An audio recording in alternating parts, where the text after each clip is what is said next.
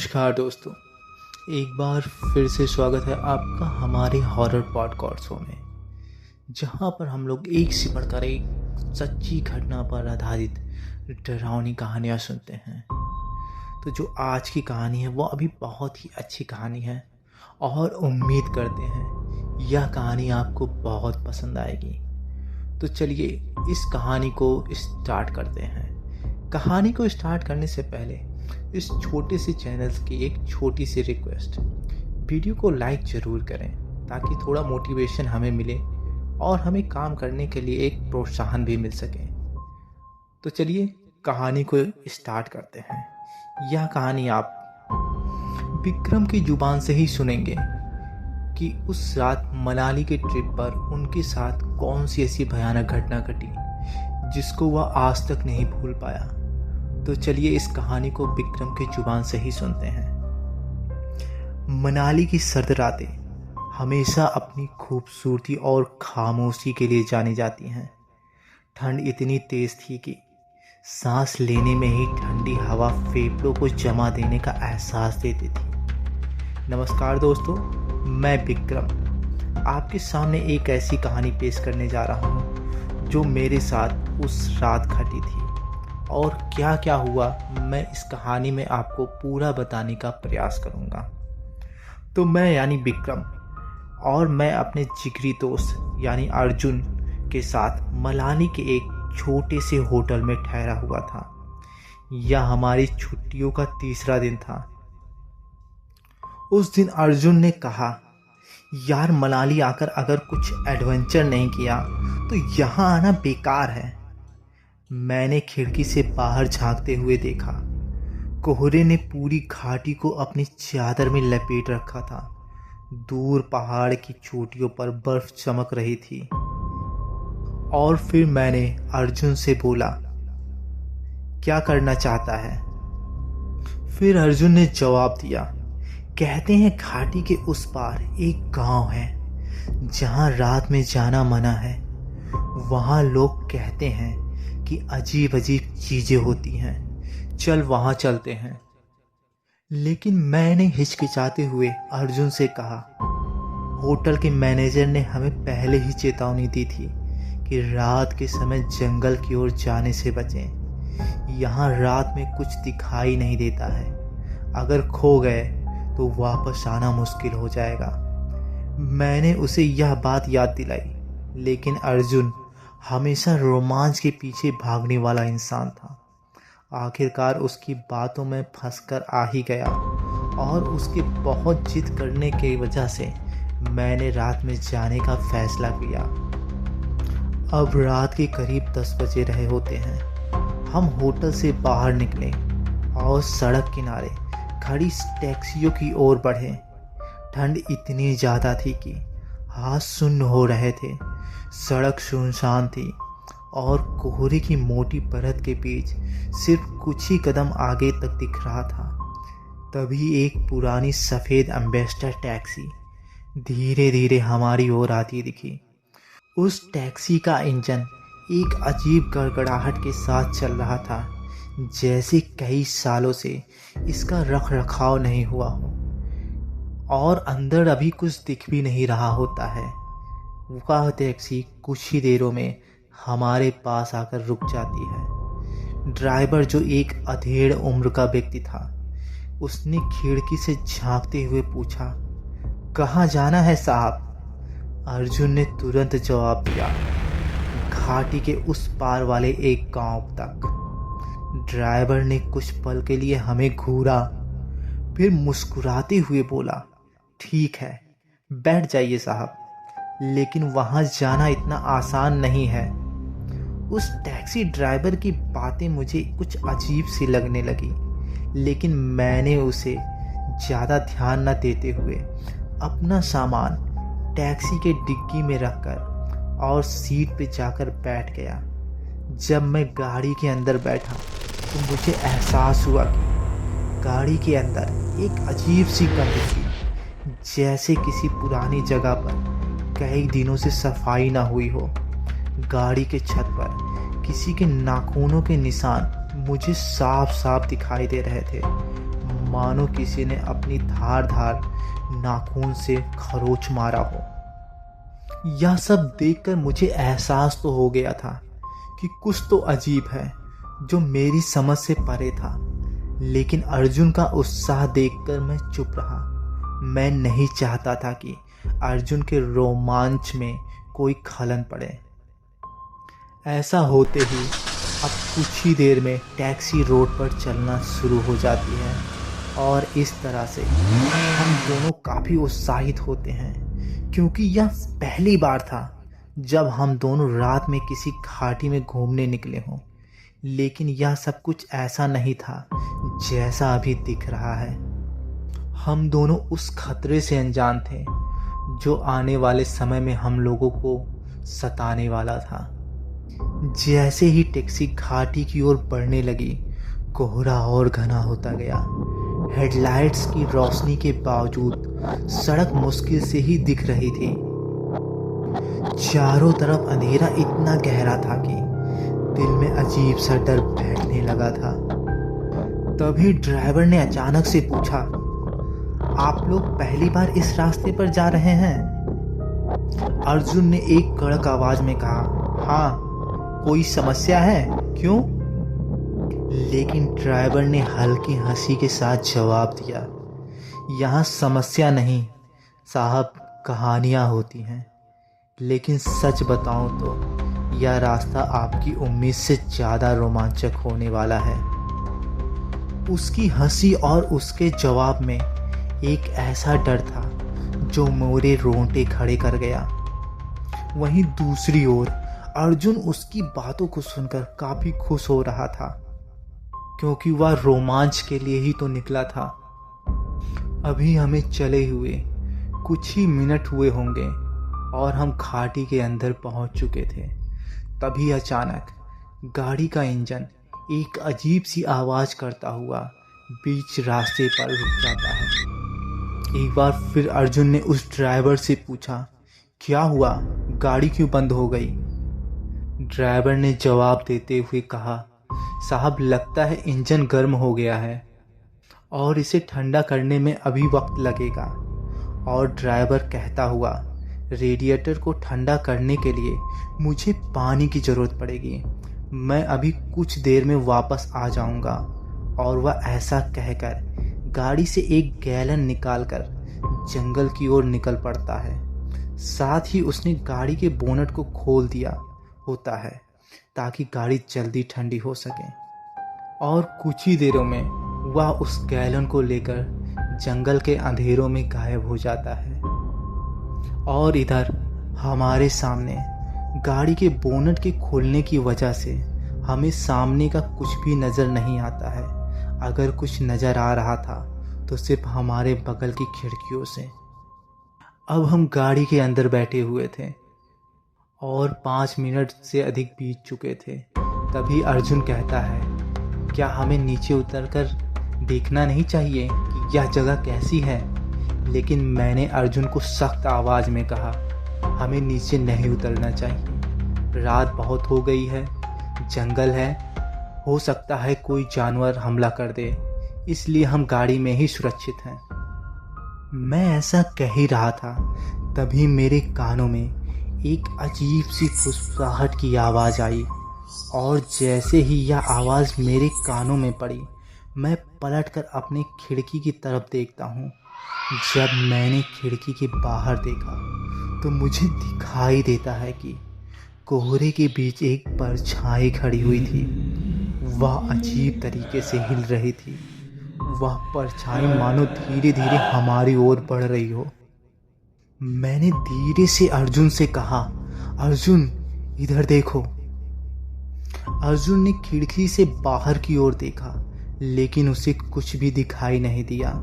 और उसने कहा, तू ज़्यादा सोच रहा है दोस्त, कुछ नहीं है वहाँ पे। लेकिन मुझे अब भी वह परछाई साफ दिखाई दे रही थी। वह इतनी पास आ गई कि मैं उसकी शक्ल भी देख सकता था। एक सफ़ेद साड़ी पहने महिला जिसके बाल बिखरे हुए थे। जैसे ही वह गाड़ी के करीब पहुंची, वह अचानक गायब हो गई। अब इस घटना ने मेरे दिल की धड़कनों को बहुत तेज कर दिया था। तभी ड्राइवर भी पानी लेकर आ जाता है और उसने कार के रेडिएटर पर पानी डालकर उसे ठंडा करके गाड़ी के इंजन को एक बार फिर से स्टार्ट कर दिया। गाड़ी स्टार्ट होते ही ड्राइवर ने एक अजीब सा सवाल पूछा। आप लोग जानते हैं साहब, इस घाटी का नाम भूतिया घाटी क्यों पड़ा? अर्जुन ने बड़ी उत्सुकता से पूछा। क्यों पड़ा, बताओ। तो ड्राइवर ने जवाब दिया, क्योंकि यहाँ जो लोग आते हैं वो वापस नहीं जा पाते हैं। ड्राइवर की यह बात सुनकर मेरी सांसें रुक गई। अर्जुन ने कहा, यह कैसा मजाक है? तभी ड्राइवर ने हंसते हुए जवाब दिया, क्या मैं मजाक कर रहा हूँ? यह तो आगे चल के ही पता चलेगा आप लोग को साहब। अब जैसे जैसे गाड़ी आगे बढ़ती गई, माहौल और भी डरावना होता गया। गाड़ी के अंदर अचानक किसी के रोने और हंसने की आवाज़ें आने लगी। कभी कभी तो ऐसा एहसास होने लगा कि कोई मेरे कानों के पीछे आकर तेजी से सांस लेकर चला गया हो। अर्जुन ने पूछा, यह आवाज़ कहाँ से आ रही है? ड्राइवर ने कहा, ये आवाज़ें उन लोगों की हैं साहब, जो यहाँ खो गए हैं। लेकिन इस पर जो ड्राइवर की आवाज़ होती है, उस आवाज़ में एक भारीपन होता है। और इस तरह से हमारा डर और भी बढ़ता जा रहा था। तभी अर्जुन ने गुस्से में कहा, तुम गाड़ी रोको, हम यहीं उतरेंगे। नहीं चलना तुम्हारे साथ मुझे, तुम पागल हो चुके हो। ड्राइवर ने अजीब तरीके से हंसते हुए कहा, यह गाड़ी अब साहब तुम्हारी किस्मत तय करेगी और यह अब अपने आप ही रुकेगी, इसे कोई रोक नहीं सकता। और ऐसा कहकर वह बहुत तेजी से हंसता है। और उसके बाद हम लोगों ने वह देखा जो आज तक अपने जीवन में कभी नहीं देखा था। गाड़ी का स्टीयरिंग अचानक अपने आप घूमने लगा। गाड़ी के आगे के शीशे का वाइपर अपने आप तेजी से अप डाउन होने लगा। ड्राइवर ने स्टीयरिंग को छोड़ दिया और गाड़ी अब अपने आप चलने लगी। और तभी अचानक ड्राइवर का सिर गोल गोल घूमने लगा, मानो उसका गर्दन उसके शरीर से अलग हो चुका हो। और उसकी भयानक हंसी पूरे टैक्सी में गूंज उठती है। अर्जुन और मैं घबरा गए। हमने गाड़ी से कूदने का फैसला किया। मैं और अर्जुन ने टैक्सी के दरवाजे को खोलने का काफ़ी प्रयास किया, लेकिन वह दरवाज़ा खोलने का नाम ही नहीं ले रहा था। तभी अर्जुन ने अपने बैग से टॉर्च को निकालकर दरवाजे के शीशे पर बहुत तेज़ी से वार किया, जिससे शीशा टूट गया और हम दोनों किसी तरीके से उस खिड़की के रास्ते से उस चलती हुई टैक्सी से बाहर कूद गए। चलती हुई टैक्सी से कूदने की वजह से हम दोनों को हाथ पैर में काफ़ी खरोच आती है। लेकिन जैसे ही हम दोनों गाड़ी से बाहर कूदे, हमारी आंखों के सामने घना कोहरा था। चारों ओर अंधेरा फैला हुआ था और रास्ता कहीं भी नज़र नहीं आ रहा था। यह सब अजीब था। यह ऐसा नहीं था कि हम कहीं गलती से मुड़ गए हों, बल्कि मानो यह जगह खुद हमें यहाँ खींच कर ले आई हो। अर्जुन ने मुझे हाथ पकड़कर तुरंत जंगल की ओर दौड़ने को कहा। अर्जुन ने कहा, जल्दी विक्रम, हमें किसी रास्ते पर आना होगा। यह जगह हम पर हावी होती जा रही है। उस घटना के बाद हम दोनों इतने भयभीत हो चुके थे कि हम दोनों बिना किसी सोच विचार के जंगल की ओर भागे। लेकिन जैसे ही हम गहरी घनी झाड़ियों और पेड़ों के बीच पहुँचे, तभी हमें किसी गाड़ी के स्टार्ट होने की आवाज़ सुनाई देती है। और उस घने जंगल के घने अंधेरे में हमें कुछ दूरी पर उस भूतिया टैक्सी के दोनों हेडलाइटों की रोशनी कुछ दूरी पर साफ साफ नज़र आने लगती है। लेकिन अजीब बात तो यह थी कि उस जंगल में इतनी घने पेड़ होने के बावजूद वह टैक्सी बिना किसी रुकावट के हमारी ओर बढ़ रही थी। मैंने चिल्लाते हुए कहा, यह क्या हो रहा है? हमारे साथ ऐसा क्यों हो रहा है? अर्जुन ने पलट कर देखा और वो गाड़ी जो एक सेकंड पहले बिल्कुल ठहरी हुई और दूर महसूस हो रही थी, अब वह हमारी ओर तेजी से आ रही थी।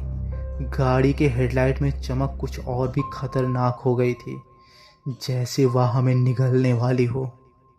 अब अर्जुन ने और जोर से कहा, भागो।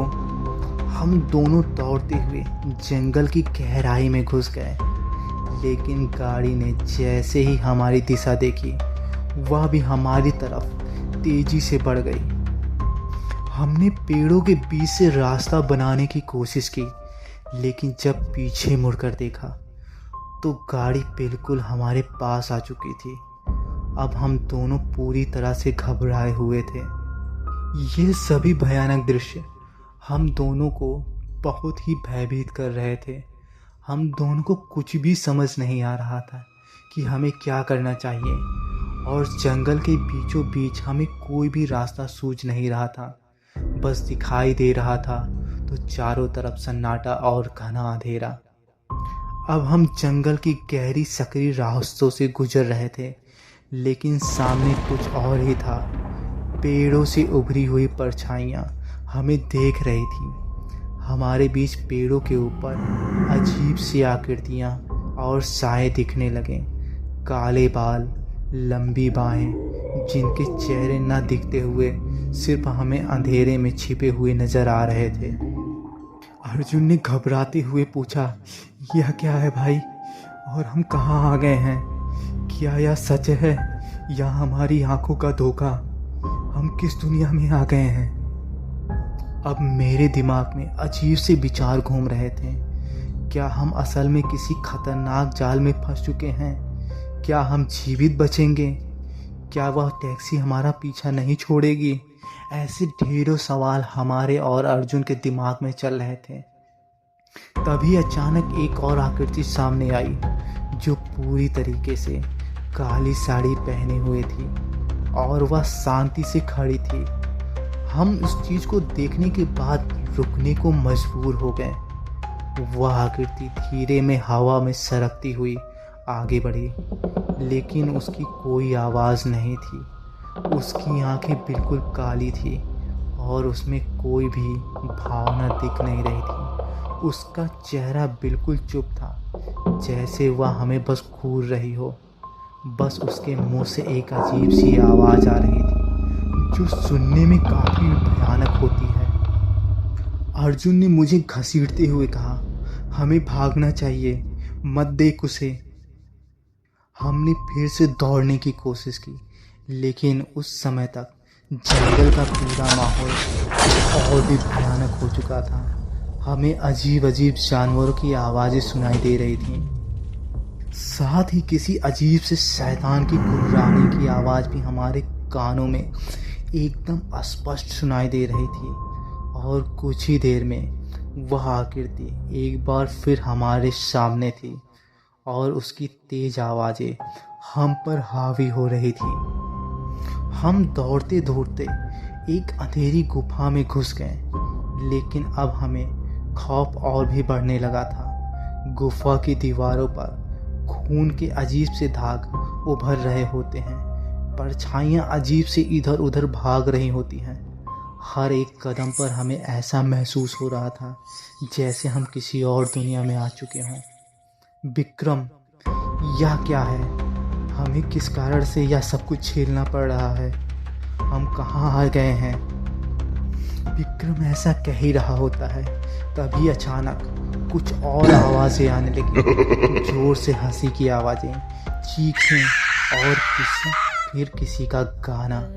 हम दोनों एक दूसरे से चिपके हुए गुफा के अंदर और गहरे घुसने लगे। आवाज़ें हमारे कानों में गूंज रही थी और ऐसा लग रहा था जैसे यह गूंज हर एक इंच में घुस रही हो। यह सब क्या हो रहा है? मैंने अर्जुन से पूछा। अर्जुन ने कांपते हुए कहा, यह सब उन लोगों की आत्माएं हैं जो शायद उस रास्ते में और उस टैक्सी ड्राइवर ने अपना शिकार बनाया होगा। और लगता है आज हम दोनों की बारी है।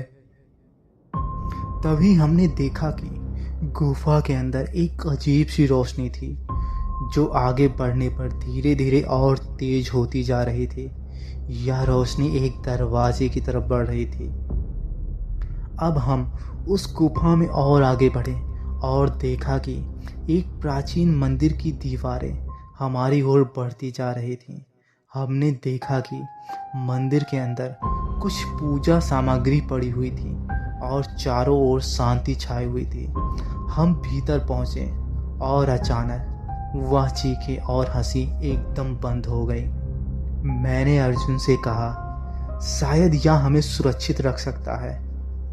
अब हम मंदिर के अंदर पहुंचे और एक छोटे से कमरे में आकर बैठ गए। उस कमरे में कुछ पूजा की तस्वीरें और मिट्टी के दीपक जल रहे थे। तभी हमें महसूस हुआ कि बाहर से कोई आवाज़ आ रही है, किसी के भारी कदमों के चलने की। हम घबराए हुए थे। यह किसी इंसान के कदम की नहीं बल्कि एक आत्मा के कदम की थी जो हमें धमका रही थी। अचानक मंदिर के दरवाजे पर एक तेज आहट हुई। बाहर किसी ने दरवाज़ा खटखटाया और वह घुटन भरी आवाज़ में हमें सुनाई दी, तुम दोनों यहाँ क्या कर रहे हो? यह आवाज़ बिल्कुल उस ड्राइवर की थी, लेकिन अब उसका चेहरा नहीं था, बस उसकी आवाज़ थी और वह हमें कहीं से अंदर से सुनाई दे रही थी। हमने जोश में भरकर मंदिर के पुजारी से मदद मांगी, लेकिन हमें एहसास होता है कि वहाँ कोई भी पुजारी नहीं होता है। लेकिन हमें इस बात का पूर्ण विश्वास था कि वह शक्ति जो कोई भी है इस मंदिर के पवित्र स्थान पर नहीं आ सकती है। इसलिए हम दोनों ने फैसला किया, सुबह की पहली किरण निकलने तक हम दोनों इसी मंदिर में ही रहेंगे। और हम दोनों ने ऐसा ही किया। लेकिन रात भर उस मंदिर के बाहर हम दोनों के कानों में वो आवाज़ें सुनाई देती रहीं और वह इतनी भयानक थी कि हम दोनों ने अपने कान बंद कर लिए थे। किसी तरीके से वह रात गुजरी और सुबह का पहला उजाला हम लोगों के सामने दिखा। उस उजाले की पहली किरण को देखकर हम लोगों को आज तक ऐसा कभी खुशी नहीं हुआ जैसा आज हो रहा था। और फिर हम लोगों ने मंदिर से निकलकर एक बार फिर गेस्ट हाउस की ओर जाने का तय किया और कुछ ही देर में हम लोग अपने गेस्ट हाउस पे पहुंच भी गए। रात की थकान की वजह से हम दोनों पहुंचते ही गेस्ट हाउस पर सो जाते हैं और नींद लग जाती है, पता ही नहीं चला। शाम के 7 बज चुके होते हैं तब हम लोगों की नींद खुलती है। अब हम दोनों ने डिसाइड कर लिया था कि अब हम इस जगह पर एक पल भी नहीं रुकेंगे। हम दोनों ने अपना सामान पैक किया और 7:30 बजे तक गेस्ट हाउस से निकलकर एक रास्ते पर आ जाते हैं जहां पर हम लोगों को बस मिलती। लेकिन जैसे ही हम दोनों उस बस स्टैंड पे खड़े होते हैं तभी कुछ ही दूरी पर हमें जो दिखाई देता है वह हमारे रूह को एक बार फिर से कपा देता है। हम रास्ते पर कुछ ही दूरी पर देखते हैं कि वह पुरानी एम्बेसडर टैक्सी एक अंधेरे में खड़ी होती है जो हमें ही मानो घूर रही होती है।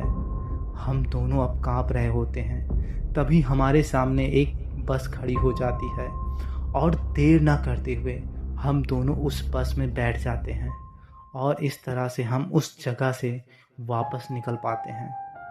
तो दोस्तों, ये कहानी थी अर्जुन की और विक्रम की थी। उम्मीद करते हैं यह कहानी आपको बहुत पसंद आई होगी। अगर पसंद आई होगी तो इस छोटे से चैनल को सपोर्ट करिए और लाइक और कमेंट ज़रूर करिए और साथ में ये ज़रूर बताइए कि आप मुझे किस शहर से देख रहे हैं। तो फिलहाल वीडियो पूरा सुनने के लिए आप सबका बहुत बहुत धन्यवाद।